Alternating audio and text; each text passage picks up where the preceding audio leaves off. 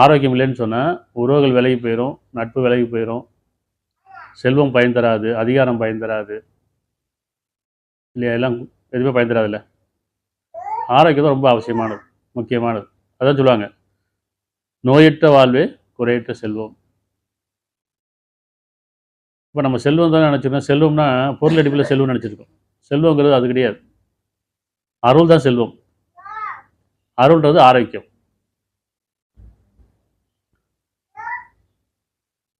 இறைவன் மனிதனை படைக்கும் போதே அவன் வாழுங்காலத்துக்கு, அதாவது காலத்தை வீச்சிட்டு நேரத்தை வீச்சிட்டான் இல்லையா? அந்த காலம் வரைக்கும், விதிச்ச காலம் வரைக்கும் ஆரோக்கியத்தை சேர்த்து தான் படைச்சிருக்கான். மனிதனுக்காக அந்த அகிலங்களையும் படைச்சு, 7 வானங்களையும் படைத்து, பூமியும் படைச்சு, அவனுக்கு தேவையான அனைத்தையும் படைத்து, ஒவ்வொரு மனிதனுடைய அந்த காலம் வரைக்கும், அந்த நேரம் வரைக்கும் அவனுக்கான அனைத்து தேவைகளையும் படைச்சிட்டான்னா அதில் அனைத்து ஆரோக்கியமும் இருக்குது.